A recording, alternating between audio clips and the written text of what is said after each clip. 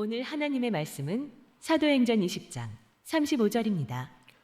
범사에 여러분에게 모범을 보여준 바와 같이 수고하여 약한 사람들을 돕고 또 주 예수께서 친히 말씀하신 바 주는 것이 받는 것보다 복이 있다 하심을 기억하여야 할지니라. 아멘. 모두 자리에 앉아주세요. 우리 장로님 기도해 주셨습니다만 주의 날은 복주마 약속하신 날입니다. 우리 준비된 하늘 축복이 충만할 수 있기를 소원합니다. 5분 이상씩 하늘 복 받으세요 하고 한번 축복해 주시기 바랍니다. 하늘 복 받으시기 바랍니다. 하늘 복 받으시기 바랍니다. 주일에 축복이 충만할 수 있기를 소원합니다. 하늘 복 받으시기 바랍니다. 저는 1995년 담임 목사를 시작하면서 지금까지 30년 동안 일관되게 가지고 있는 한 가지 소명적 사역이 있습니다. 그것은 바로 교회를 선교적 교회로 세워가는 것입니다. 저는 확신합니다. 선교적 교회말로 가장 성경적이고 특별히 가장 신약적이면서 가장 건강한 교회다라는 것을 저는 믿습니다. 우리 개신교는 개토록 신앙과 구별이 되지요. 그것도 우리 개신교 신앙의 원조라고 할 수 있는 장로교. 그러나 그 장로교보다 훨씬 더 원조에 있는 교회들이 네덜란드, 독일 개혁교회입니다. 저는 거기서 공부를 했고 목회를 또한 배웠습니다. 하지만 한국에 와서는 개혁주의 교회라는 표현을 잘 쓰지 않습니다. 왜냐하면 이 개혁이라는 용어가 성경에는 히브리서 9장에 딱 한 번 나오는 별로 쓰지 않는 용어고, 또한 한국에서는 많은 분들이 정치적인 용어로 자꾸만 오해를 하시기 때문에 저는 쓰지 않습니다.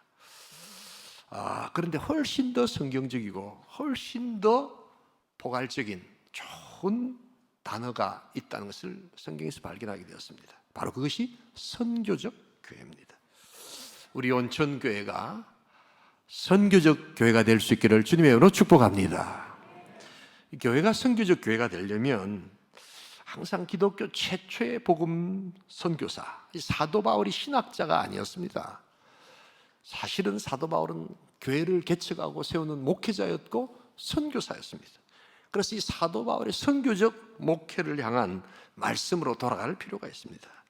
그런데 여러분, 그 말씀 중에 하나가, 매우 중요한 말씀 중에 하나가 오늘 읽은 우리 바로 이 본문이라는 것입니다. 주는 것보다 받는 것이 더 복되다. 여러분, 이 말씀은 잘 알고 있는 말씀이지만 사실은 아멘하기가 쉽지 않은 말씀입니다. 하지만 이 말씀에 교회 능력이 있고, 또한 선교적 교회가 나가야 될 방향이 있고, 또한 개인과 한 나라와 공동체 행복과 부강함이 나타나는 신비로운 능력의 말씀임을 믿을 수 있기를 소원합니다. 도대체 이 말씀이 어떤 의미가 있길래 사도 바울은 어떤 이유로 이런 복을 이야기하고 주는 것보다 받는 것이 더 복되다고 말씀하시는가? 그 첫 번째로 오늘 이 참된 복, 이 주는 것보다 받는 복이 더 복된 이유는 내어줌에서 시작하는 내어줌의 신비라는 것을 보여주고 있습니다. 우리 다 함께 다시 한 번 더 우리 읽었던 본문 20장 35절을 같이 한번 읽어보겠습니다. 여러분에게 모범을 보여준 바와 같이 수고하여 약한 사람들을 돕고 또 주 예수께서 친히 말씀하신 바 주는 것이 받는 것보다 복이 있다 하심을 기억하여야 할지니라. 여러분, 이 말씀이 나온 이 본문적 배경을, 맥락을 좀 아실 필요가 있습니다. 사도 바울이 여러 교회를 개척했는데 특별히 에베소 교회에 대한 굉장한 애정이 있었습니다. 유대인들이 극심한 반대를 하지 않았습니까? 그래서 보통 보면 철수를 하고 다른 데 떠나버리는데 끝까지 가지 않고 두란노선이라는 독특한 방식을 처음으로 동원해가지고 거기서 2년 6개월 동안 이렇게 사람들을 가르치면서 교회를 세웁니다. 얼마나 애정이 컸던지 지금 오늘 이제 3년 하고 다른 지역에 개척하러 떠나면서 아름다운 성도들과 이별의 장면이 바로 사도행전 20장에 나타나는데요, 특별히 에베소 장로들에게 두 가지를 꼭 이야기합니다. 교회는 이 두 가지가 꼭 있어야 된다라고 이야기를 합니다. 첫 번째가 우리 주와 및 그의 은혜 말씀에 부탁하는 겁니다. 이것은 우리 32절 같이 한번 읽어보겠습니다. 함께 읽겠습니다. 지금 내가 여러분을 주와 및 그 은혜의 말씀에 부탁하노니 그 말씀이 여러분을 능히 든든히 세우사 거룩하게 하심을 입은 모든 자 가운데 기업이 있게 하시리라. 하나님의 교회는 우리가 아무리 애를 쓰고 해도 주의 은혜와 그 말씀이 든든히 세가는 것이지 우리 노력이나 능력으로 세가는 것이 아니라는 겁니다. 이걸 잊지 말아라는 것입니다. 그런데 또 한 가지가 바로 오늘 우리가 읽었던 주는 것이 받는 것보다 더 복되다. 여러분, 그런데 사도 바울이 요거는 사도 바울 내 말이 아니라 예수님의 말씀이다 라고 이야기하는 겁니다. 예수님의 말씀이 진리인 줄 믿습니다. 이 말씀이 그런데 사복음서에는 나타나지 않습니다. 근데 사도 바울은 그게 예수님 말씀이라는 것을 확신했기 때문에 이것을 지금 이야기하는데 요 두 가지를 꼭 지키라는 것입니다. 그런데 이 두 가지를 한꺼번에 만들어주신 한 가지 중요한 사건이 있습니다. 이게 어떻게 이렇게 나왔는가? 주의 몸된 교회를 섬기는데 이 두 가지를 왜 반드시 지켜야 되는가? 로마서 우리 8장 32절 같이 한번 읽어보겠습니다. 자기 아들을 아끼지 아니하시고 우리 모든 사람을 위하여 내주시니까 어찌 그 아들과 함께 모든 것을 우리에게 주시지 아니하겠느냐. 여기서 나타나는 두 가지 반복되는 동사가 있죠. 내어 주셨다는 겁니다. 주님을, 자기 아들을 내어주시는데 다른 것 못 내어주겠느냐. 이게 바로 그리스도의 사랑입니다. 여러분, 사랑을 뭐라고 생각하십니까? 사랑은 눈물의 씨앗입니까? 예.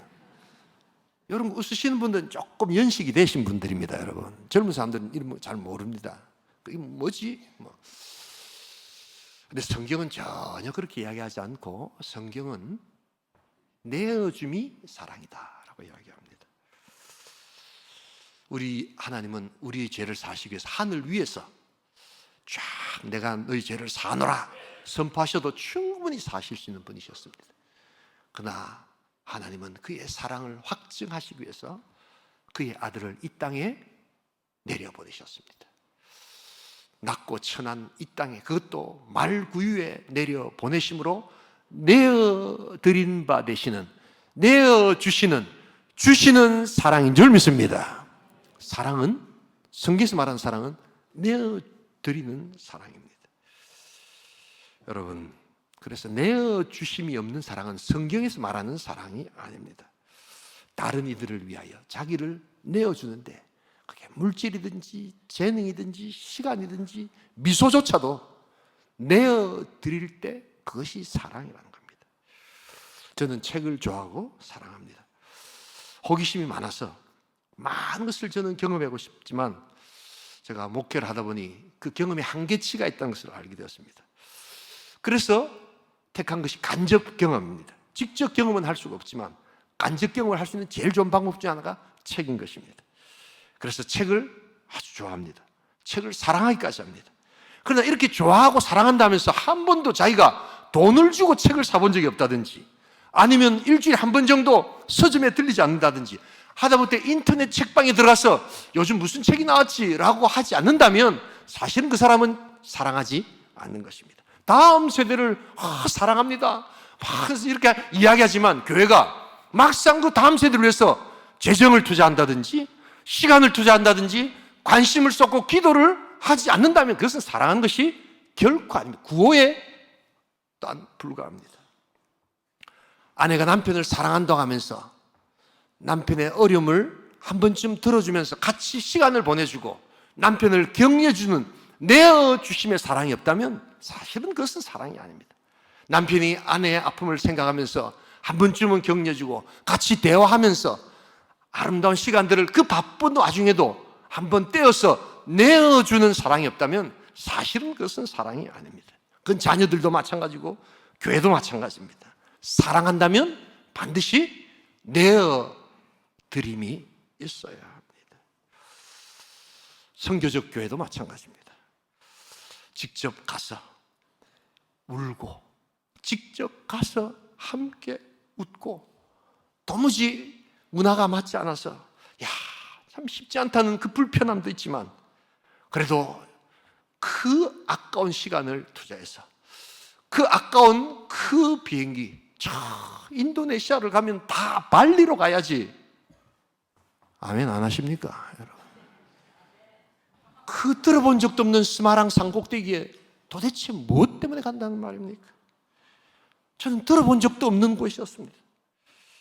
그리고 그 많은 돈을 들여서 어떻게 비행기를 타고 그런 데를 간단 말인가? 그런데 그 사람들은요, 그러기 때문에 그렇게 많은 시간을 들여서, 적어도 인도네시아 사람이라면 코사무이, 발리 좋은 데 많이 간다는 거 다 알고 있는데 왜 그런 데 가지 않고 우리한테 왔습니까? 라는 것을 보면서 말하면서 그들이 우리들에게 말하는 말, 당신네들이 전하는 그 복음의 진정성을 비로소 알겠습니다.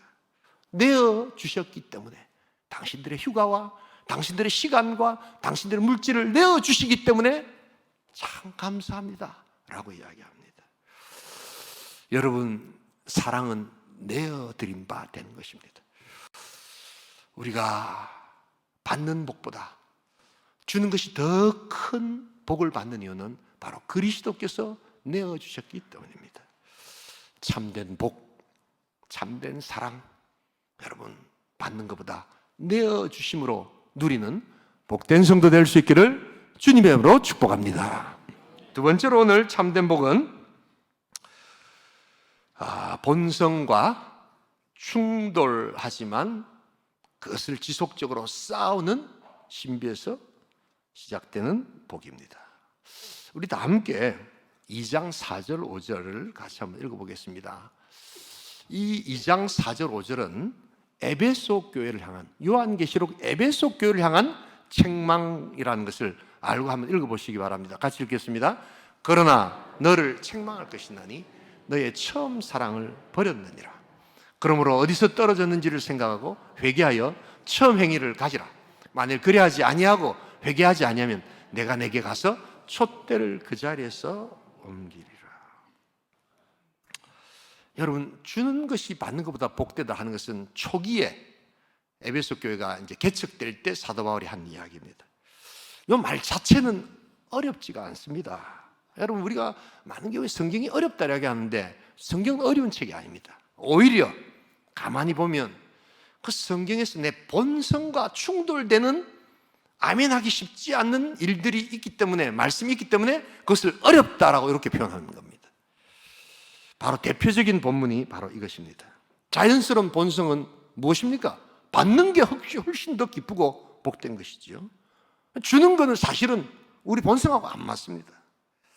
그런데 예수님은 주는 것이 받는 것보다 더 복되다라고 이야기합니다.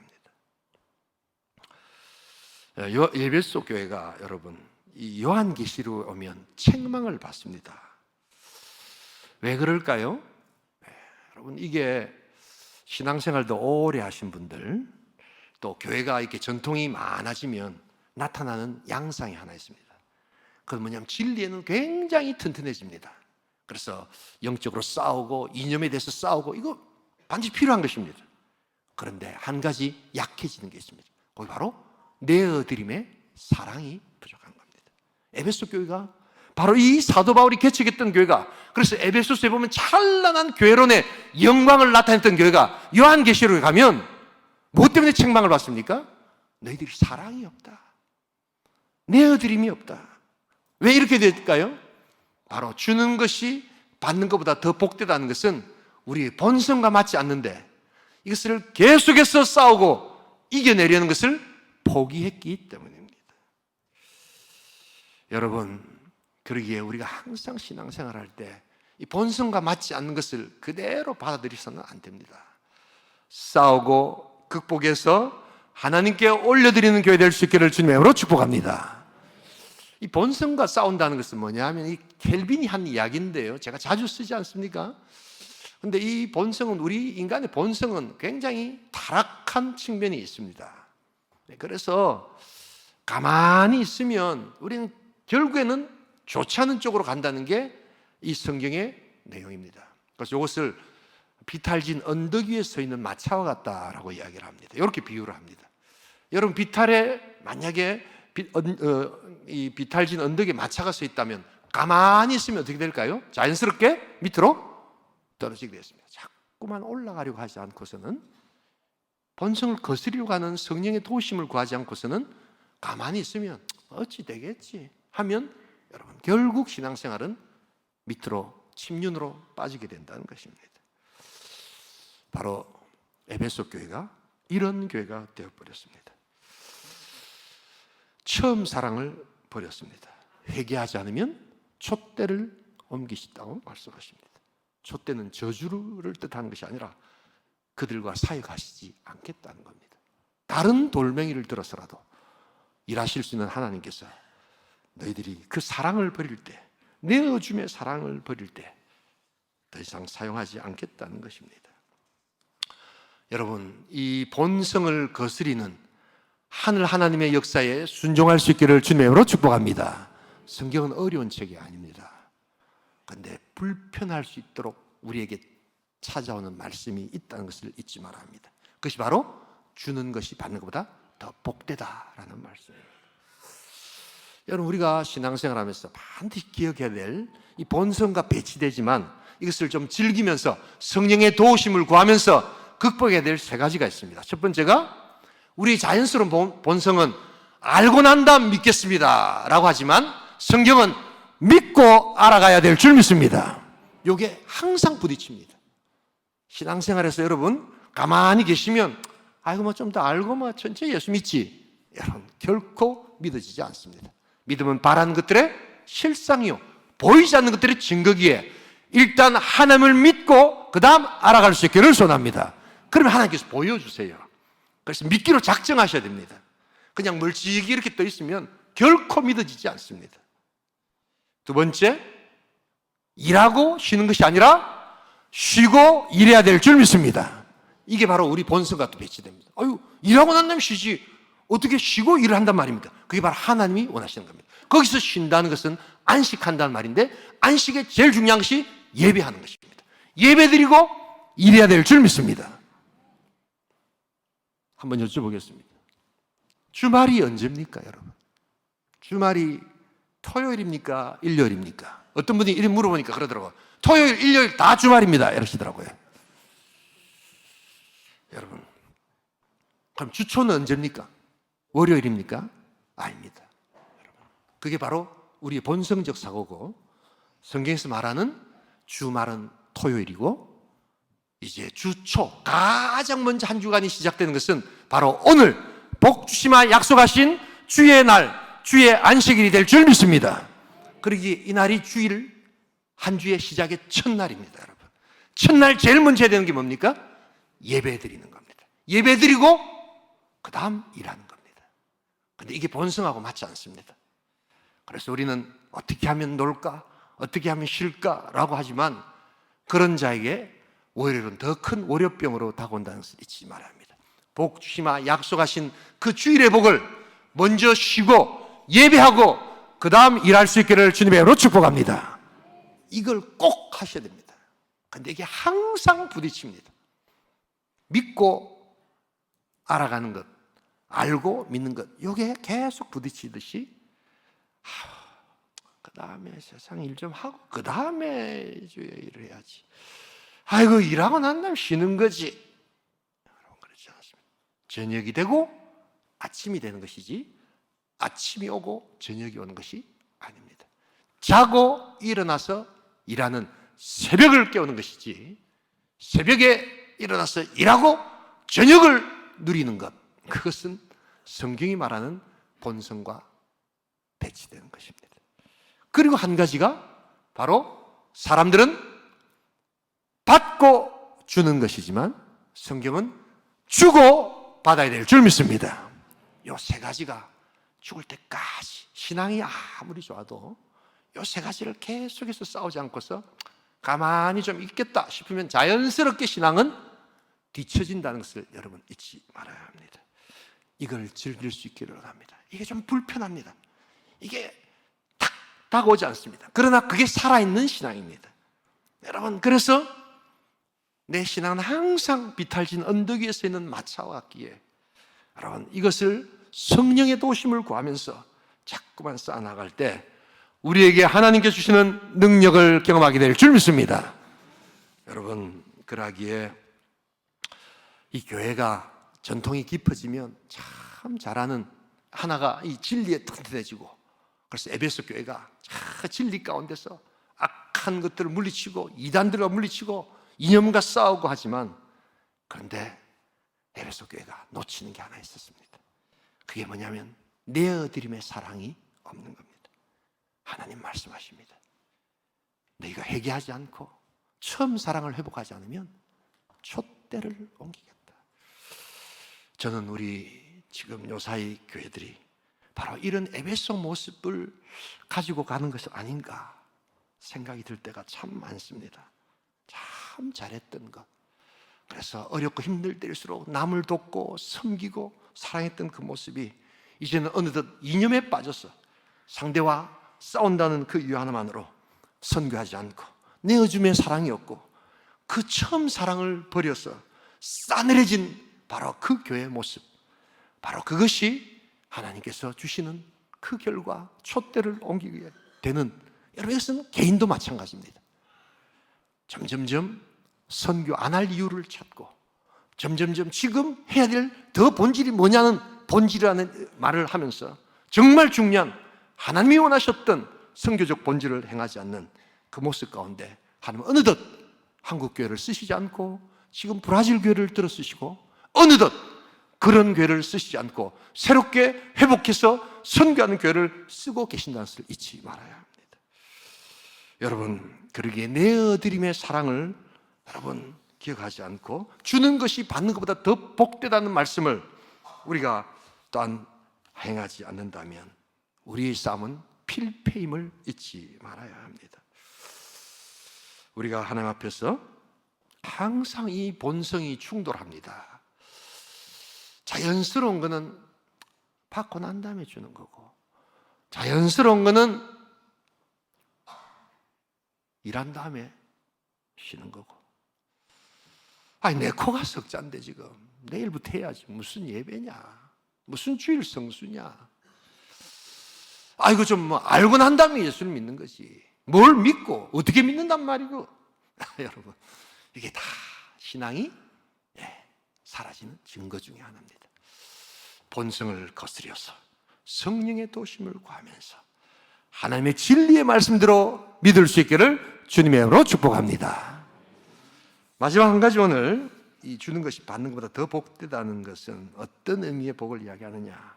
그 참된 복이 내어줌에서 시작하는 신비이고, 두 번째가 이 본성과 충돌하지만 그것을 극복하는 신비에서 경험되는 것이고, 세 번째는 이제 이 참된 복은 하나님께 빌려드림으로 경험하는 신비라는 것을 보게 됩니다. 우리 다 함께 잠언 19장 17절을 같이 한번 읽어보겠습니다. 가난한 자를 불쌍히 여기는 것은 여호와께 구워드리는 것이니 그의 선행을 그에게 갚아주시리라. 여러분, 우리가 이 본성을 거스리는 방식은 결심의 방식이 아닙니다. 제가 자주 신앙생활을 이야기해드리면서 내가 착하게 살아야지, 뭐 이렇게 열심히 해야지 하는 이 결심 가지고는 결코 여러분 신앙이 자라지 않습니다. 결심하면 할수록 이게 내 힘으로 안 되는구나 하는 것을 여러분 깨닫고 절망할 수밖에 없습니다. 오히려 그러한 생각이 들 때 성령을 의지해서 하나님 말씀에 순종할 수 있기를 주님의 이름으로 축복합니다. 순종하는 것이 내가 결심하는 게 아니에요. 많은 분들이 물론 그 마음에 어떤 생각을 하기 때문에 그게 결심이라고 생각할지 모르지만, 신앙은 내가 울음으로, 늘 울어도 늘 결심함으로 안 되는 겁니다. 그래서 어떻게 하면 이 본성을 회복할 수 있을까? 놀라운 하나님의 말씀이 있습니다. 그게 다름 아니라 하나님께 한번 빌려주라는 겁니다. 저는 이 말씀을 한번 깨달으면서 큰 충격을 받았던 때가 있었습니다. 대학교 때였습니다. 하나님께서 뭐가 필요하시기에 나 같은 죄인을 하나님 도대체 뭘 빌려달라는 것인가? 천지 우주 만물을 창조하시고 인간의 생사화복을 주관하시며 원인 중에 원인이시오 결과 중에 결과이시며 모든 것 자존하시고 지존하신 우리 하나님께서, 왕이신 우리 하나님께서 도대체 뭐가 필요하시기에 빌려달라는 것인가? 그런데 하나님은 구워주는 것이 있다는 겁니다. 가난한 자를 돕고 약한 자를 돕고 어려운 자를 돕고 선교할 때 그것이 사람에게 하는 것이지만 하나님께 빌려주는 바 되실 줄 믿습니다. 그런데 하나님이 그것을 반드시 갚아주시겠다는 겁니다. 이건 구원의 관계가 아니라 바로 하나님의 복을 누리는 방식이었습니다. 여러분, 하나님께서는 우리의 행복을 위하여, 하나님께서는 우리의 교회 부흥을 위하여, 하나님께서는 이 나라의 민족의 번영을 위하여 더욱더 가난하고 약하고 힘들고 어려운 나라와 민족의 그 놀라운 하나님의 영광과 하나님의 능력을 도움으로 말미암아 하나님께 빌려드리는 복된 성도 될 수 있기를 주님의 이름으로 축복합니다. 여러분, 세상 사람들에게 뭘 돈을 빌려주고 뭘 빌려주면요, 딱 빌려줄 때는 내가 갑이었는데 빌려주고 난 다음에는 뭡니까? 내가 확 을이 돼버립니다. 아멘 안 하십니까, 여러분? 네. 그래서 유대인 탈무드에 보면 유대인 유머 중에 돈 빌리고 받는 데 대한 유머가 굉장히 많습니다. 그런데 여러분, 딱 돈을 빌려준 사람하고 딱 빌려받은 사람하고 밤에 누가 더 잠을 잘 잘까요? 예, 놀랍게도 돈을 빌린 사람이 훨씬 더 잠을 잘 잡니다. 그때부터 이제 빌려준 사람 어찌 하는 겁니까? 이게 갚겠나 안 갚겠나 잠을 못 잡니다. 여러분, 이게 세상을 향해서 빌려주는 것의 결과입니다. 얼마나 불안합니까? 그런데 여러분, 우리의 행복을 위해서 하나님께서 주시는 놀라운 신비가 하나 있습니다. 그것은 하나님께 한번 빌려드리라는 겁니다. 하나님 반드시 30배, 60배, 100배의 복리로 우리에게 채워주실 줄 믿습니다. 이걸 경험하는 게 이게 신앙이에요. 이게 신앙이에요. 그래서 주는 것이 받는 것보다 더 복되다는 것은 바로 이런 신비로움을 경험할 때 누리는 하늘의 축복, 이런 교회가 되어야 될 줄 믿습니다. 여러분, 하나님께 좀 구워주십시오.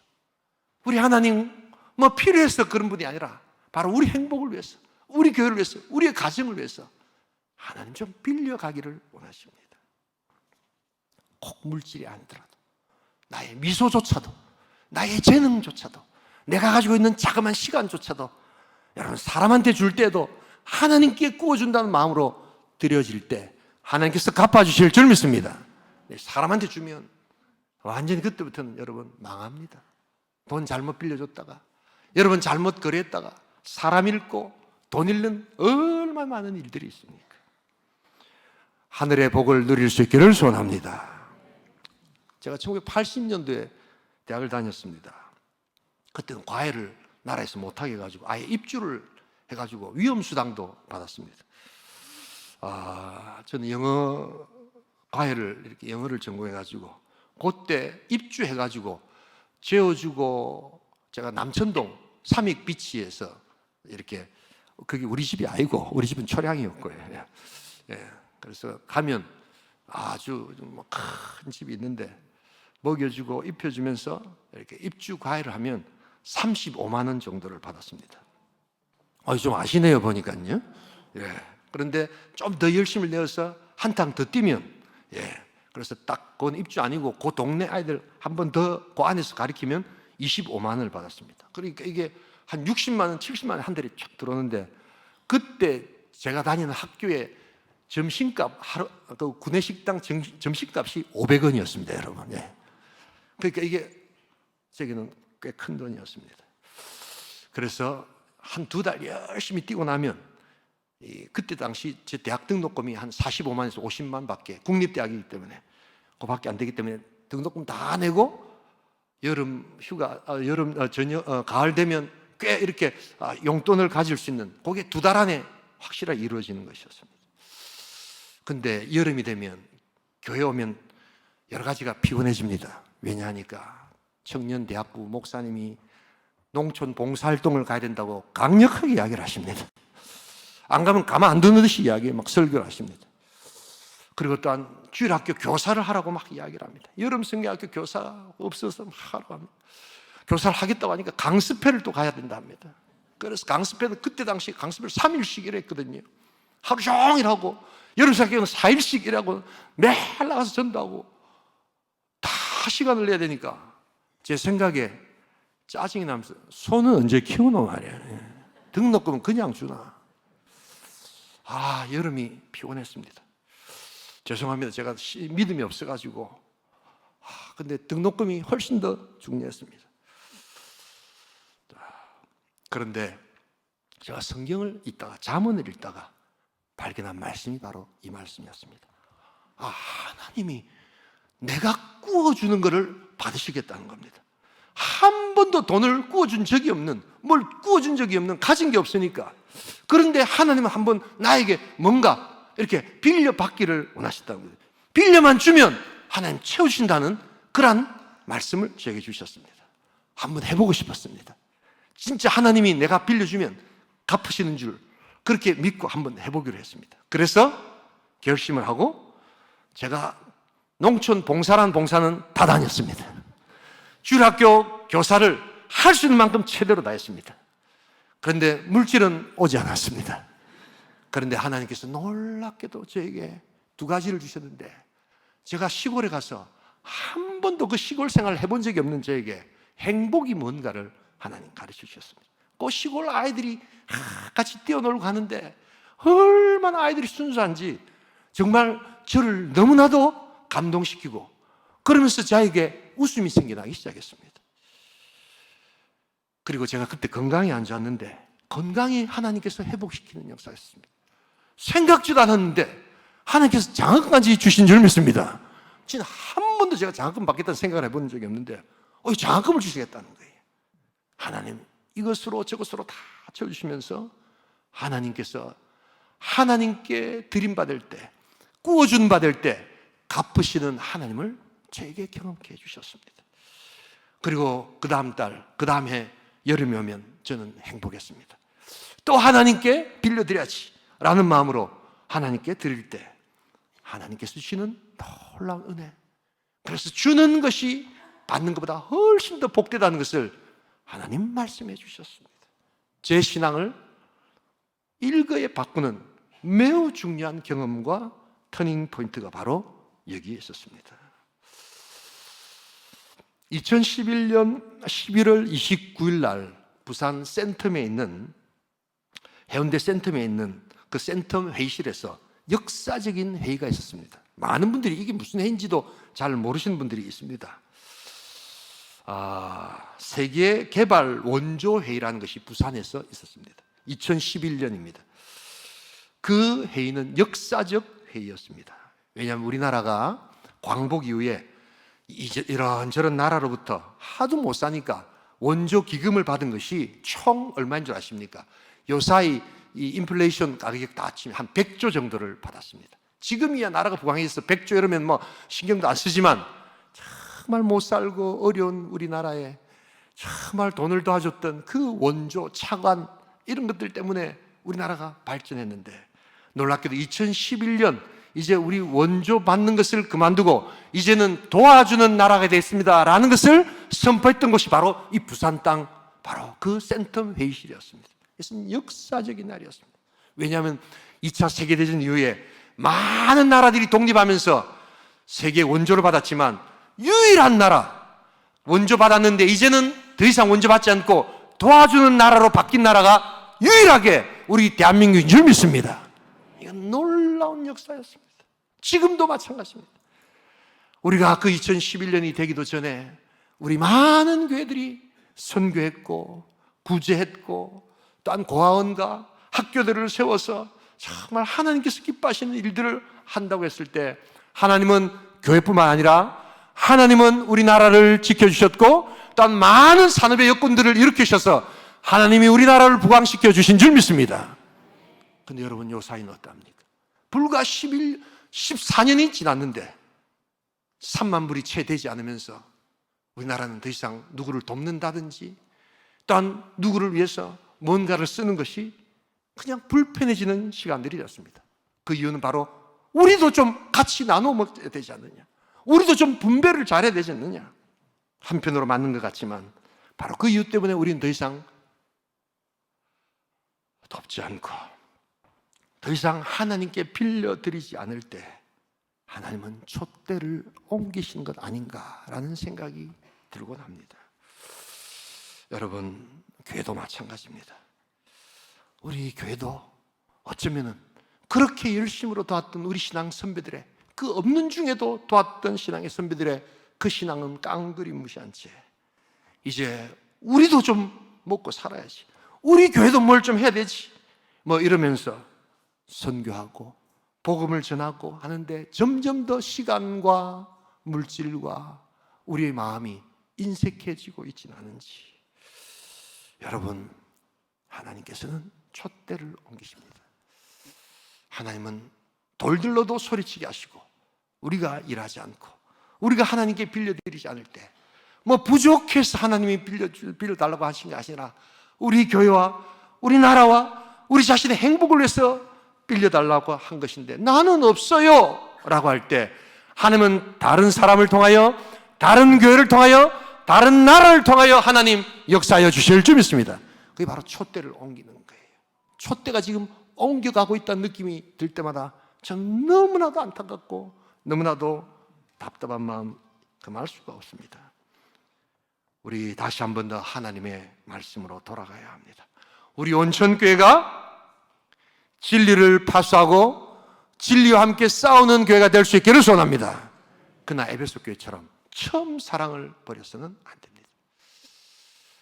여러분, 내어줌의 사랑을 여러분들이 계속해서 가져야 합니다. 이 말씀 보고 마치도록 하겠습니다. 누가복음 6장 38절 함께 읽겠습니다. 주라, 그리하면 너에게 줄 것이니 곧 후이되어 누르고 흔들어 넘치도록 하여 너에게 안겨주라.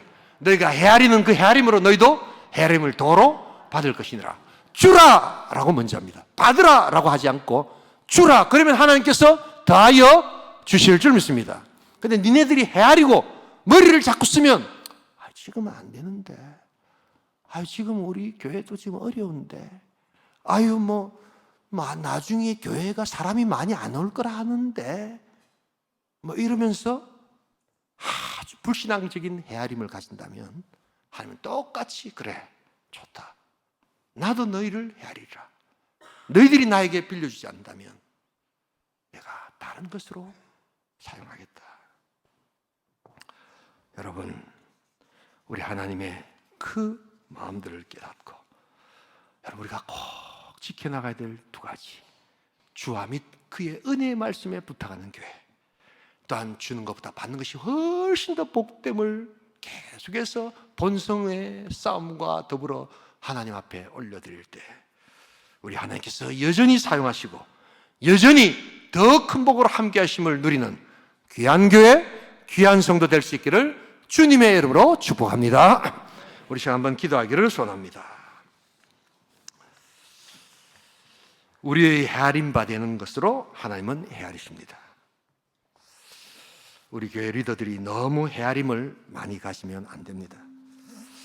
성도들이 너무 많이 헤아리면 안 됩니다. 여러분, 그러면 에베소 교회가 되는 것입니다. 바로 오늘 이 개척했던, 이 사도 바울이 이야기했던 그 초기의 에베소 교회가 아니라 많이 했다 아닙니까? 이 정도 하면 됐죠 라고 하는 헤아림을 가진다면 하나님은 그 에베소 교회를 향해서 책망하시고 회개하고 또한 촛대를 옮기시겠다고 이야기하십니다. 오늘 우리가 이런 마음 가지고 하나님의 마음으로 다시 돌아가기를 소원합니다. 내 삶 가운데, 내 인생 가운데 작은 미수 하나라도 주는 것이 받는 것보다 더 기쁘고, 친절 하나라도 주는 것이 받는 것보다 더 기쁘고, 그래서 비록 돈은 없지만 내 얼굴에, 내 섬김에 친절과 감사와 드림이 있게 하시고 내어주심이 있게 하여 주시옵소서. 선교적 교회가 내어줌의 교회라는 것을 기억하면서 시간과 나의 정성을 내어드리는 사랑 있게 하여 주시옵소서. 동성을 한번 기도합니다. 하나님 아버지,